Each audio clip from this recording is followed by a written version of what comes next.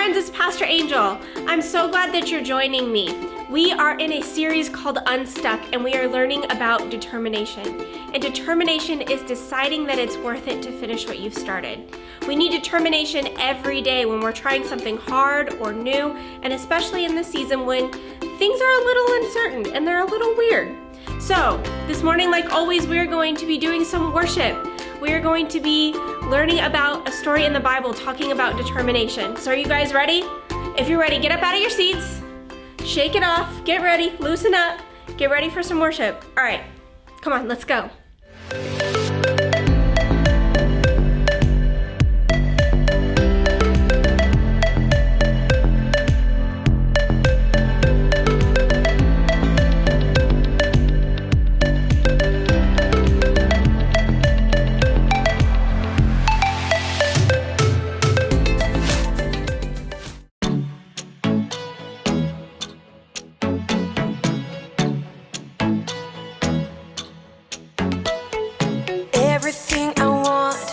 Everything I need, you are. When nobody else is listening to me, you are. Before my heart took its first beat, you already loved me, Lord. And in your kindness, you saved me. You're all that I'm living for.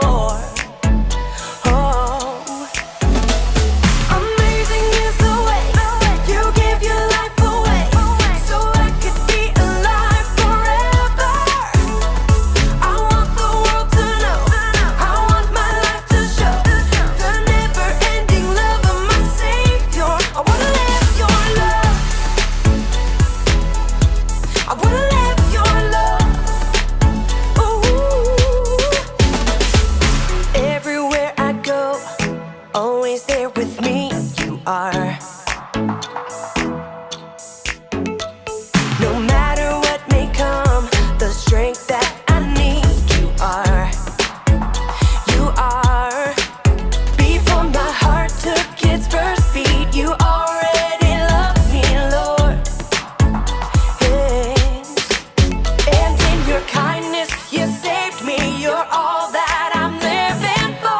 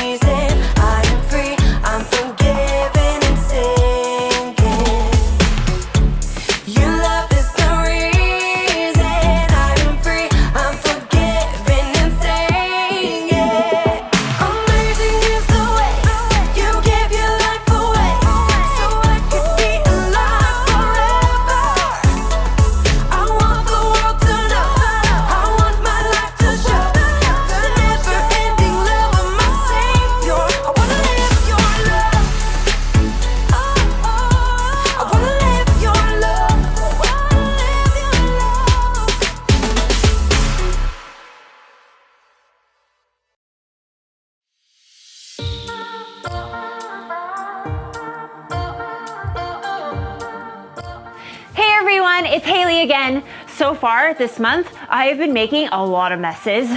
Like, whoa. So this week, I am tackling the glory of, wait for it, duct tape. Duct tape is so mysterious to me. Like, how is it so strong and sticky at the exact same time? And there are endless uses for it. Endless. And speaking of endless, sometimes it seems like a roll of duct tape itself is endless. Let's just see how long this thing really is.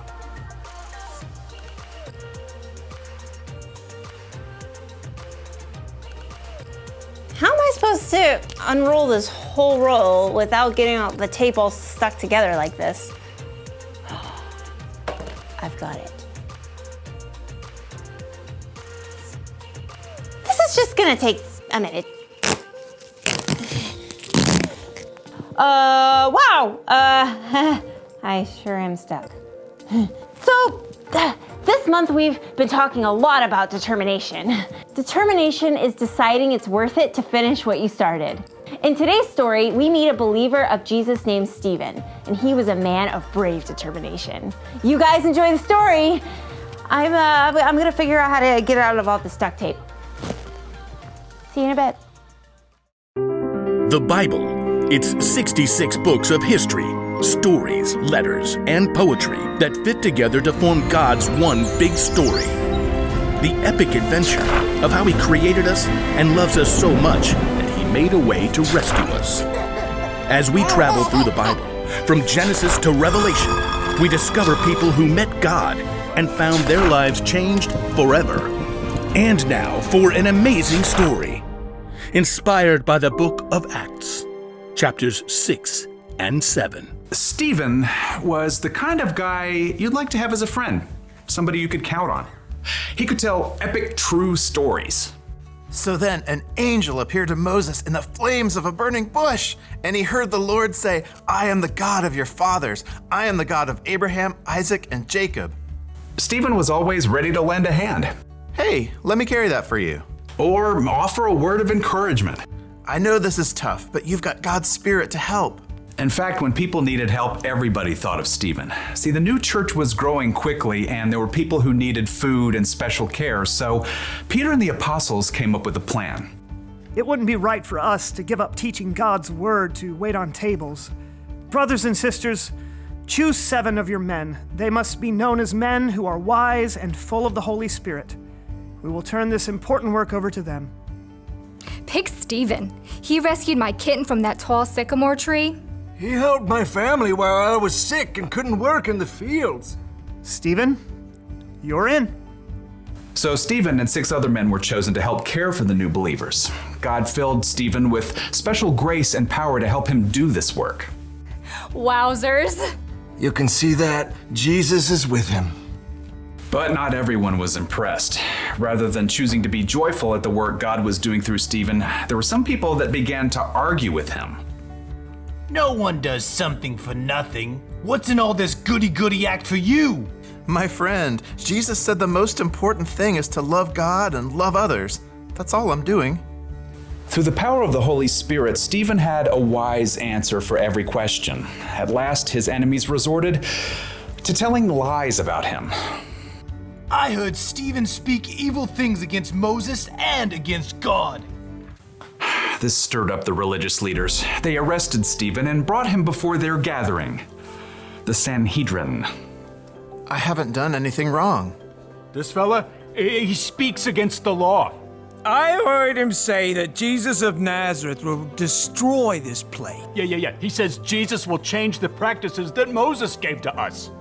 Everyone looked straight at Stephen, even the high priest Caiaphas. He doesn't seem upset. His face, it's like an angel's. Is what these people are saying true? Stephen looked up at the angry, accusing faces surrounding him. He knew these people could do anything they wanted, even kill him, but he also knew that no matter what, God was still with him. Brothers and fathers, listen to me. Stephen wanted these leaders to understand that Jesus was no small-town rebel. No, Jesus was the fulfillment of a plan that God had set in motion with Abraham so long ago. The God of glory appeared to our father Abraham. Leave your country and your people, God said. Go to the land I will show you. Stephen continued the story of God's people through Jacob and Joseph and slavery in Egypt. The religious leaders listened, transfixed, as Stephen reminded them of God's work through Moses to free the Israelites and lead them to the promised land. He spoke of David and Solomon and the building of the temple. And then he took a deep breath and came to the heart of the story. You stubborn people, you won't listen. You are just like your people of long ago. Was there ever a prophet your people didn't try to hurt? And now you have handed God's promised one, Jesus, over to his enemies. You have killed him. How dare you? Stephen, filled with God's Spirit, stood his ground. As he looked up, God gave him a vision of heaven. I see heaven open. Jesus is standing at God's right hand. The religious leaders were so enraged, they shoved their hands over their ears and yelled so they couldn't hear another word. They rushed at Stephen. I'm telling you the truth.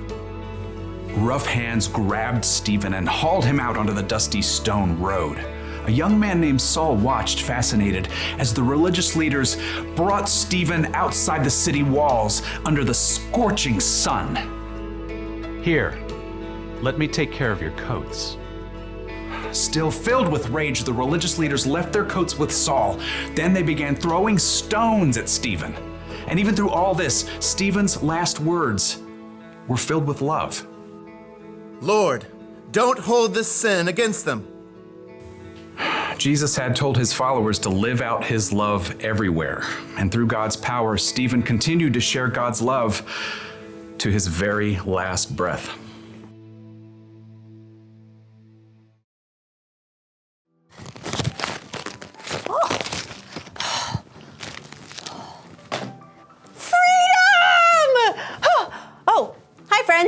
I finally got unstuck. Wasn't today's story amazing? Stephen trusted God and decided to stand strong in what he believed. Even though we don't know how it will turn out, we follow a God who does know the end of the story. We are part of God's big story. God has always had a big plan, a bigger story. Abraham didn't know the end of the story when he moved his whole family to a new land, and Moses didn't know what would happen either after leading the people out of Egypt. Now, we know the other side of the story with how God sent Jesus to ultimately save the whole world. And Stephen was one person who continued to follow Jesus and speak up about him, even when he didn't know what would happen to him. Sometimes there are things you're gonna go through where you can't see the end of the story, but God does. When things are really hard and feel awful, and you just wanna give up, talk to God. Talk to an adult you trust about how you're feeling. You don't have to try to do things alone. Everyone will have different things that are hard, like losing a grandparent, or your parents getting into a fight, or maybe you're having trouble making friends. It's hard when we don't know how things will turn out in the end. But the one thing to remember today is this: keep going because God knows the end of the story. You know what I need to keep going at?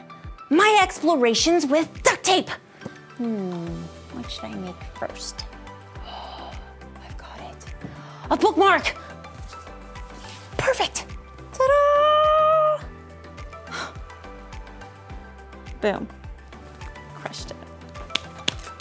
I'll see you guys next time. Bye!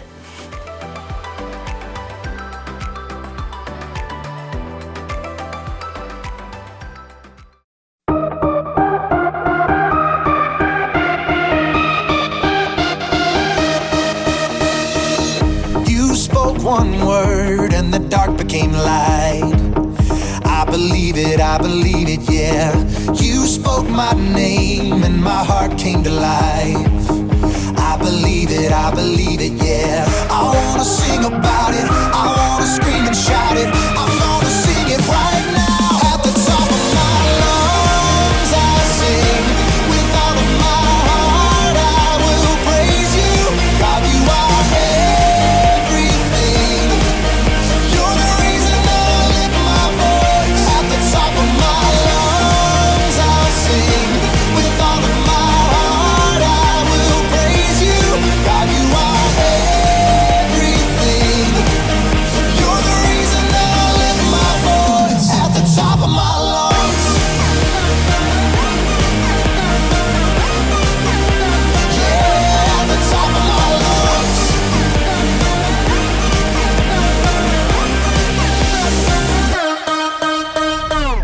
You're all I need every day of my life.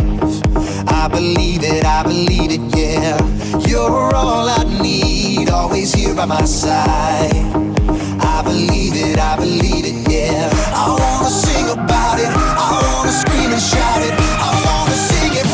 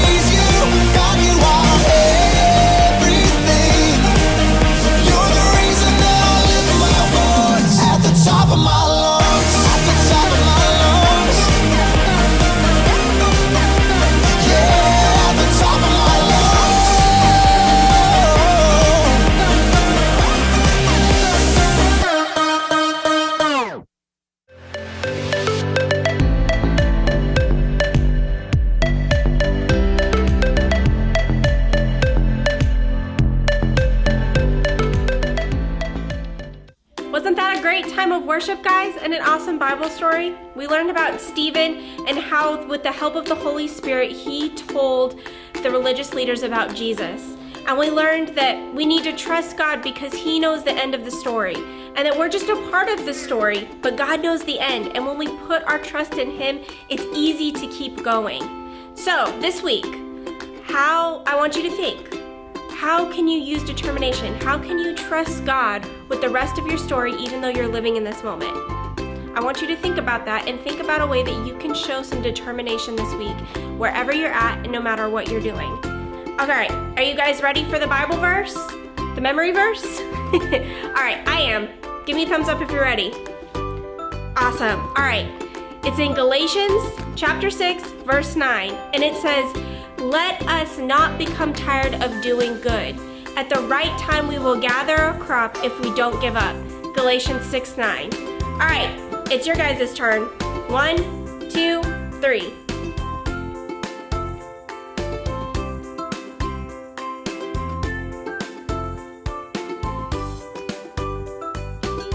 Awesome. All right, one more time, really, really loud, okay? 1, 2, 3. Go for it.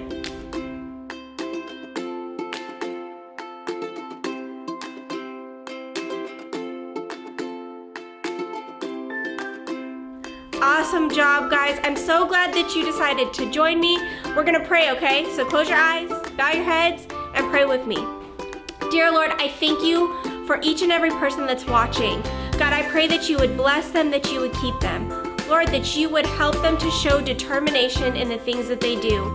God, that you would help them to know that you know what the end of the story looks like, and that you're gonna help them through this part of their story right now. So Lord, I give you honor and glory, and we thank you that you are a good God who loves us and sees us. In Jesus' name, amen. All right, guys, I love you. I miss you. We'll see you next time.